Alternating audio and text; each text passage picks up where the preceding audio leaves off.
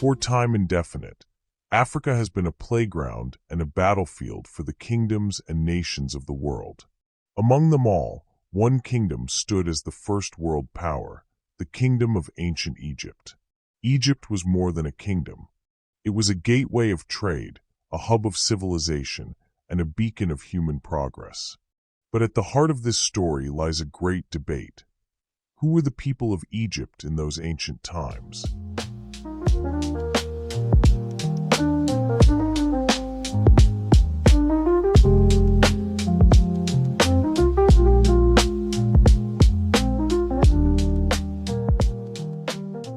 Recorded history and archaeology testify that Africa has always been populated by people of black African descent. It was they who built and sustained the Egyptian kingdom. In fact, the very name Egypt once carried, Kemet, meant land of the black people. Locally, it was known as Kamuintu, the land of the children of Ham, the black progenitor. Yet when we look at Egypt and North Africa today, the majority of the population is no longer black. Many even claim that those who are black in these regions must have been brought as slaves. But the deeper truth, hidden in layers of history, tells another story, a story of invasion, displacement, and transformation.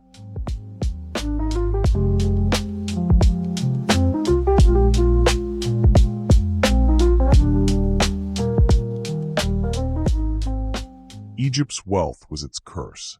Fertile soil, a gentle climate, and vast minerals made it the jewel of the ancient world.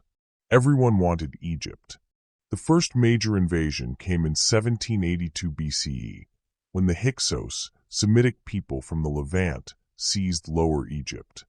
Their rule brought cultural exchange and intermarriage, beginning the slow dilution of Egypt's original African identity. But the African kings, the Kushites, kinsmen of the Egyptians, eventually restored rule to the descendants of Kemet. But the floodgates had been opened.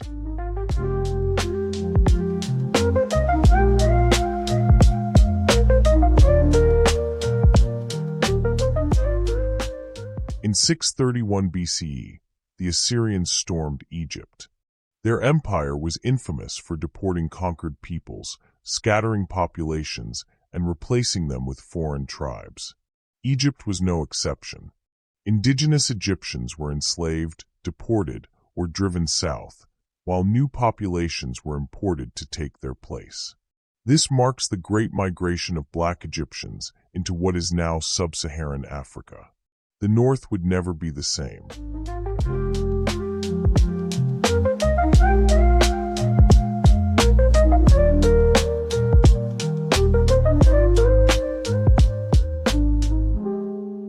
In 525 BCE, Persia under Cambyses II conquered Egypt, folding it into the Achaemenid Empire and importing yet more foreign peoples. Then in 332 BCE came Alexander the Great, whose Macedonian dynasty forever transformed Egypt's culture and population. The Ptolemies, Greek rulers, even gave us Cleopatra, remembered today as Egypt's last queen, though in truth she was of Greek descent. By 31 BCE, Rome had conquered Egypt, turning it into a Roman province. The Egypt that had once been African at its core was now Greek and Roman in its leadership, culture, and population.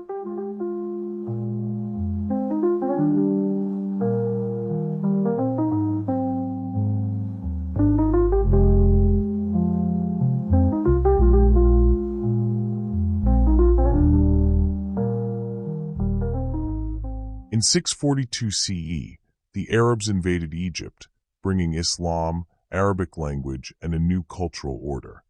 The Arabization of Egypt reshaped not only religion, but also identity. By this time, much of the original African essence of Egypt had already been displaced southward.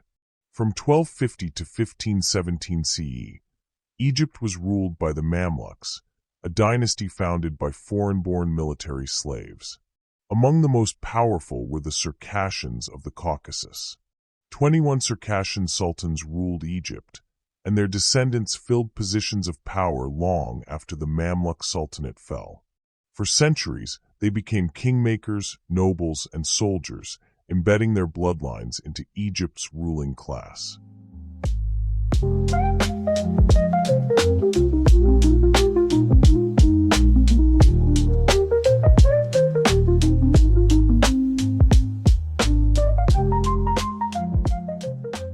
Even this was not the end.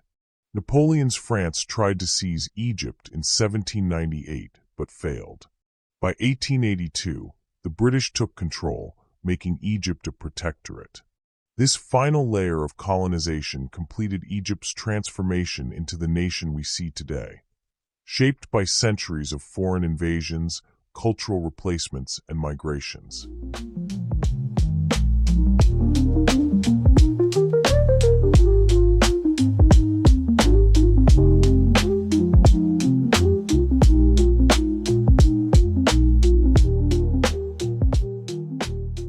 So when we look at modern Egypt, we see a people and culture that no longer resemble the Egypt of Kemet.